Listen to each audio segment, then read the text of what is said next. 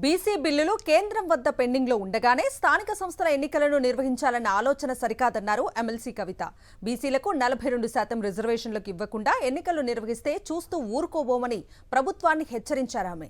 కర్ణాటకలో కులగణన ఎలా చేయాలో అక్కడ సీఎం సిద్ధరామయ్యకు నేర్పించానని సీఎం రేవంత్ చెప్పుకుంటున్నారని, కానీ సీఎం ప్రకటన చేసిన గంటకే కాంగ్రెస్ అధికారికంగా రిలీజ్ చేసిన ఫోటోలో రేవంత్ లేరని అన్నారు.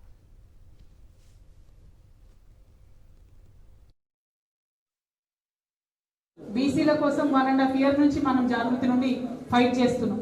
దాని రిజల్ట్ ఏమైంది? వాళ్ళ అసెంబ్లీలో 2 బిల్స్ పెట్టుకున్నాం. ఆ బిల్స్ వెళ్ళి ఇప్పుడు సెంట్రల్ గవర్నమెంట్ లో స్టక్ అయి ఉన్నాయి. అవి అక్కడ ఉన్నప్పుడే ఇక్కడ లోకల్ బాడీ ఎలక్షన్స్ పెడతా అని చెప్పి రేవంత్ రెడ్డి గారు మాట్లాడుతూ ఉన్నారు.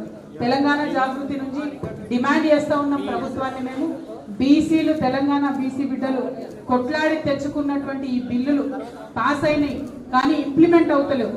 అవి ఇంప్లిమెంటేషన్ కాకుండా లోకల్ బాడీ ఎలక్షన్స్ పెడితే మాత్రం మేము చూస్తూ ఊరుకోము. ఖచ్చితంగా బీసీలకు 42% రిజర్వేషన్ ఇచ్చిన తర్వాతనే లోకల్ బాడీ ఎన్నికలు పెట్టాలని కూడా ప్రభుత్వం నుంచి డిమాండ్ చేస్తూ ఉన్నాం.